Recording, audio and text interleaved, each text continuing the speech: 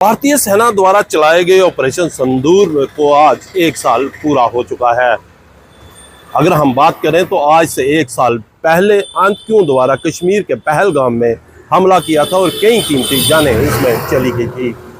उनका बदला लेने के लिए भारतीय सेना की तरफ से ऑपरेशन सिंदूर चलाया गया था। भारतीय सेना की तरफ से पीओके में चल रहे आतंकी ठिकानों को तबाह किया था इस ऑपरेशन सिंदूर द्वारा। लेकिन उसके बाद बुखलाए पाकिस्तान की तरफ से पुंछ शहर को निशाना बनाकर जबरदस्त गोलाबारी की गई थी। हालांकि भारतीय सेना ने इसका मुंह तोड़ जवाब भी दिया था। लेकिन इस गोलाबारी में अगर बात करें तो पुंछ शहर में कई कीमती जानें चली गई थी और उसके बाद सरकार की तरफ से लोगों के साथ कई वादे किए गए थे। क्या वो सभी वादे पूरे हुए? जानते हैं लोगों से, लोगों का ऑपरेशन सिंदूर को लेकर क्या कहना है। आज भी वो दिन याद करके मैं आपको सच बोलता हूँ कि मेरे रोंगटे खड़े हो जाते हैं, शरीर के बाल खड़े हो जाते हैं। वो एक ब्यावे समय था पुंछ के लिए, क्योंकि जो बैटल ऑफ बार जो लड़ी गई वो पुंछ में लड़ी गई। फर्स्ट लाइन ऑफ डिफेंस जो था वो पुंछ में था। बिल्कुल हमारे में आप यहाँ ये है मेरा घर, तो मेरे घर से किलोमीटर 1.5 किलोमीटर दूर यहाँ से पाकिस्तान है, पीछे हमारे घर के आर्मी है। और मैं ये बात आपको कहूँगा कि जब रात को 1:15-1:30 बजे मैं सोया हुआ था, मेरे भाई ने मुझे कहा गोलाबारी, यहाँ तो गोलाबारी हमने बहुत बार देखी है, पिछले 10-15 साल से बंद है, उससे पहले तो यहाँ गोलाबारी होती थी। लेकिन जब मैं चढ़ा तो बहुत ज़्यादा गोलाबारी हो रही थी। अचानक देखते ही देखते मेरे घर के पास यहाँ एक गुरुद्वारा साहब है, पीपल वाला गुरुद्वारा, वहाँ अगर 3-4 गोले उस मोहल्ले में आकर पड़ते हैं। और जो छिमड़े हैं यहाँ से 100 मीटर होगा तो छिमड़े हमारे छत पे आकर पड़ी। ये पता चला कि कोई गोले आ रहे हैं, तो ये उसकी जो स्प्लेंडर है वो पड़ रहे हैं। तो मैं उसी टाइम लाइव हो गया। तो लाइव होकर मैं आपको सच बोलता हूँ कि वो समय था, पता नहीं मुझे भगवान ने हर आदमी से काम लेना होता है। तो मैंने लाइव होकर अपना नंबर दिया, नंबर बोलकर मैंने ये कहा कि जिसको कोई ज़रूरत होगी तो आप मुझे बताएं। और ठीक 2 घंटे के बाद हम छत से नीचे आ गए, चाय पी रहे थे, तो फ़ोन आता है यहाँ फॉरेस्ट डिपार्टमेंट से, हमारे एक फॉरेस्ट और हमारे गार्ड जहाँ गोला पड़ा फायर हुआ, तो वो बेचारे जख्मी और करा रहे हैं। किसी ने मुझे फ़ोन किया, मैं दौड़कर वहाँ पर पहुँच गया, मैंने एम्बुलेंस बुलाई। उसके बाद फिर एक माहौल सा बन गया, गोले शहर में, गोलाबारी, भगदौड़ मच गई पूरे शहर में, गोलेबारी। मैंने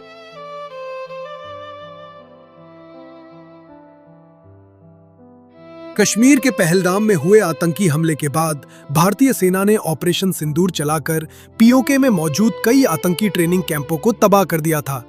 लेकिन इसके बाद बौखलाए पाकिस्तान ने पुंछ शहर और सीमावर्ती इलाकों को निशाना बनाते हुए जबरदस्त गोलाबारी की। इस गोलाबारी में पुंछ के 14 लोगों ने अपनी जान गंवाई थी।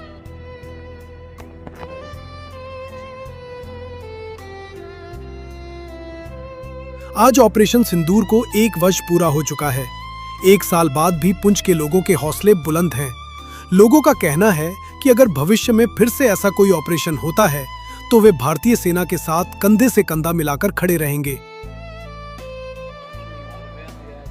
सिंदूर की बात की जाए तो आज के दिन ही गोलाबारी इस तरह से हो रही थी वो सिटी पे कि आप वो दिन याद करते ही हमारे रोंगटे भी खड़े हो जाते हैं और हमें ये चीज़ें दिखती हैं कि वो वक्त फिर से ना आए। लेकिन क्यों इसलिए ना आए क्योंकि उस वक्त हमारे पुंछ के ही सिटी के ही कम से कम मुझे लग रहा है कि 15 से 16 लोगों ने अपने जानें गंवाई थी। और साथ साथ इतना नुकसान हुआ था सिटी का, लोगों के घरों का डैमेज, लोगों की गाड़ियों का डैमेज, और सबसे बड़ी चीज़ जो कभी भरपाई नहीं हो सकती, लोगों के घरों के चिराग जो हैं वो चले गए थे। लेकिन आज 1 साल बाद कम से कम ये तो लग रहा है कि अगर जिन्होंने जानें दी हैं वो अपने देश के लिए दी हैं, और देश के लिए कुर्बान हर कोई नहीं हो सकता, वो हर कोई शहादत नहीं दे सकता। मुझे लग रहा है वो सारे शहीद हुए हैं, हमारे 16 लोग जो थे।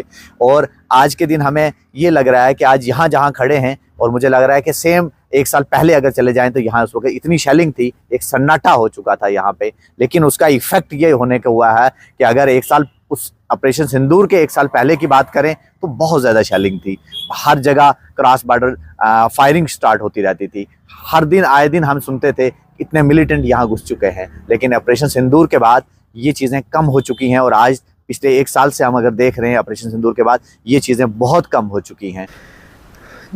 जो 7 मई 2025 को हुआ था वो तो ज़िंदगी भर, जब तक ज़िंदगी है, भूलने वाला सीन नहीं है। ठीक है, ये मैं नहीं बोल रही हूँ, मतलब कि मेरी फैमिली, मेरे परिवार या नेबर किसी के लिए भी ये भूलने वाली चीज़ नहीं है। बट उसके बाद हुआ जो, चलो गवर्नमेंट का मैं बड़ा थैंक्स करती हूँ, उन्होंने हमें शेल्टर दिया, एक किस्म का हमें जॉब्स दी अपने फ्यूचर को ठीक करने के लिए। अब जो चला गया उसकी भरपाई तो कोई नहीं कर सकता, तो चलो इसके लिए मैं गवर्नमेंट का थैंक्स करती हूँ। तो अब आगे मैं यही बोलती हूँ कि जो हो गया उसको ध्यान में रखते हुए गवर्नमेंट से मेरी यही अपील है कि हमें बंकर प्रोवाइड किए जाएं। जब भी ऐसे माहौल बने, कुछ भी हो, तो हम सेफली वहाँ पे रह सकें। जो ऑपरेशन सिंदूर हिंदुस्तान गवर्नमेंट ने किया, लेकिन जिस दिन जिन्हें के घरों विचों कोई आदमी चला जाता है उस वास्ते तो बड़ा कह सकते हैं, तुहानूं पता ही है। आज भी बिल्कुल सानूं इस तरह लग रहा है कि कल की गल ही है साढ़े वास्ते। सीमावर्ती जिला पुंछ, जिसने पिछले वर्ष पाकिस्तान की गोलाबारी का दर्द बेहद करीब से महसूस किया, आज भी उस भयावह मंजर को याद करता है। टूटे घर, उजड़े बाजार और मासूम लोगों की मौत ने पूरे इलाके को झकझोर कर रख दिया था। जो टोन सिटी है हमारी पुंछ सिटी, जिसमें हिंदू सिख मुस्लिम लोग हमारे भाईचारा था, जिसमें धुआं कर दिया। कम से कम 7 तारीख से लेकर 10 बजे तक बहुत ज़बरदस्त बमबारी हुई, जिसमें कम से कम 500-600 गोला यहाँ पर पड़ा। लोगों में अफरा तफरी मच गई, पैनिक मच गई। लोग जहाँ पर छोड़कर हिजरत करने की दौड़ना शुरू हो गए, माल मवेशी को साथ लेकर। ऐसा मंजर मेरे ख्याल में ये 20-25-27 मई को देखा हमने। पहले कभी नहीं हमने मंजर ये देखा। कुछ 47 भी हमने हंडाई का, 65 भी, 71 भी। किरनी का बॉर्डर था यहाँ पर, वो उस पर बहुत जंग हुई थी। उसके बाद करगिल था। ये पहली बार था कि पाकिस्तान की एक बड़ी काराना हरकत थी। सबसे ज़्यादा लोग अगर जम्मू कश्मीर में कहीं पर शहीद हुए, देश में कहीं पर शहीद हुए, क्योंकि पुंछ में लड़ाई लड़ी गई, 17 या 18 लोग सारे शहीद हुए, जिसमें से 14 लोग हमारे पुंछ में, दौर जोरी में, और 14 लोग हमारे पुंछ में शहीद हुए। ये कोई छोटी मोटी बात नहीं थी, बहुत बड़ी बात थी। लेकिन इन सब के बावजूद लोगों का हौसला नहीं टूटा। आज ऑपरेशन सिंदूर की पहली वर्षगांठ पर जब लोगों से बातचीत की गई तो देशभक्ति और सेना के प्रति सम्मान साफ दिखाई दिया। लोगों का कहना है कि ऑपरेशन सिंदूर के बाद सरकार ने कई वादे पूरे किए, मदद राशि भी दी गई, लेकिन आज भी सीमावर्ती इलाकों में पक्के बंकरों की कमी बनी हुई है। स्थानीय लोगों के मुताबिक अगर मजबूत बंकर बनाए जाएं, तो भविष्य में गोलाबारी के दौरान कई कीमती जानें बचाई जा सकती हैं।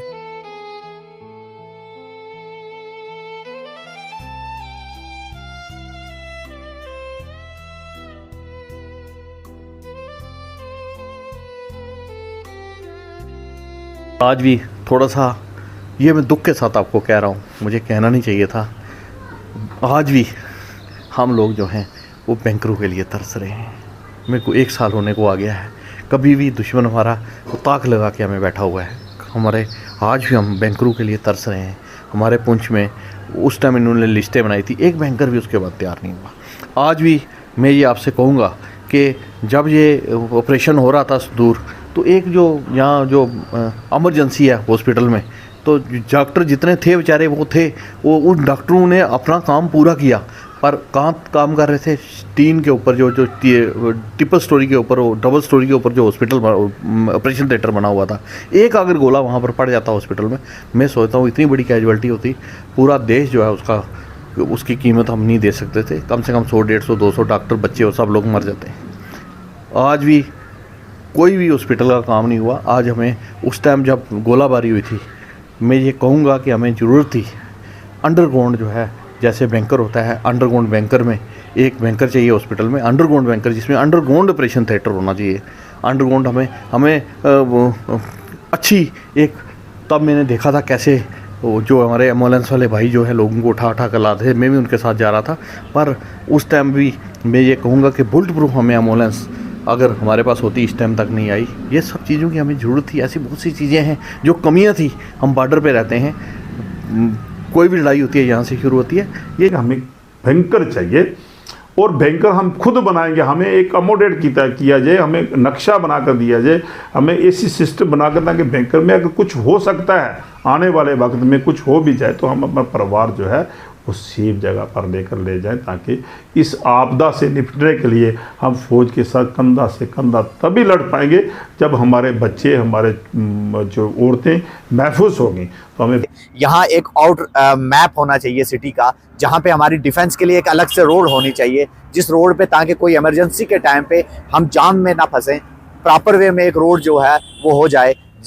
उसके लिए एक मैप जो है, मैं डिस्ट्रिक्ट एडमिनिस्ट्रेशन पुंछ को भी ये रिक्वेस्ट करना चाहूँगा, वो मैप ऐसा होना चाहिए। और उसके साथ साथ पुंछ की जो ओवरऑल बाकी चीज़ें हैं, स्पेशली अगर मैं बैंकर्स की बात करूं, क्योंकि हमारे लोग जो थे अभी तक अवेयर नहीं है, डिस्ट्रिक्ट एडमिनिस्ट्रेशन से ये रिक्वेस्ट है, इंडियन आर्मी और पुलिस से ये रिक्वेस्ट है कि अगर ऐसी कोई इमरजेंसी आती है, कम से कम उससे पहले पब्लिक को, मुझे लग रहा है आज भी एक मीटिंग्स करके बुला के बताना चाहिए कि आप लोगों ने घरों से बाहर नहीं निकलना है, आप लोगों ने प्रॉपर वे में घर रहना है। और जब भी कोई नया घर कंस्ट्रक्शन करना चाह रहे हैं, अगर वो म्युनिसिपल एरिया में हो रहा है, तो मेरी रिक्वेस्ट म्युनिसिपल कमिश्नर से भी, सीओ म्युनिसिपल से भी है कि वो भी बताया करें कि अपने घर की जो कंस्ट्रक्शन नए घर की बना रहे हैं, कम से कम अपने घर के अंदर एक जो है एक अंडरग्राउंड एक रूम होना चाहिए।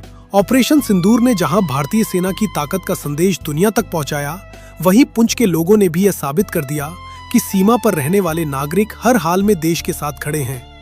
आज 1 साल बाद भी लोगों के चेहरों पर डर नहीं, बल्कि देशभक्ति और विश्वास दिखाई देता है। पुंछ की सरहदों पर रहने वाले लोगों ने एक बार फिर साफ कर दिया है कि गोलाबारी और मुश्किलें उनके हौसलों को कमजोर नहीं कर सकती। लोग आज भी भारतीय सेना के साथ मजबूती से खड़े हैं और सरकार से सिर्फ एक मांग कर रहे हैं, सुरक्षित और पक्के बंकर। The mic story.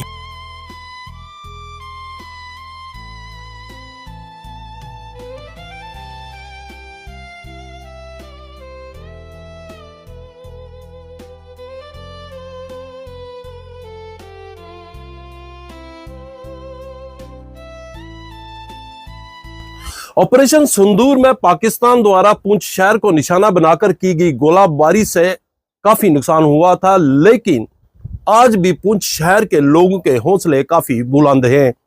वहीं लोगों का मानना है कि अगर ऑपरेशन 2 फिर से होता है तो हम पहले की तरह सेना के साथ खड़े रहेंगे और पाकिस्तान को मुंह तोड़ जवाब देंगे।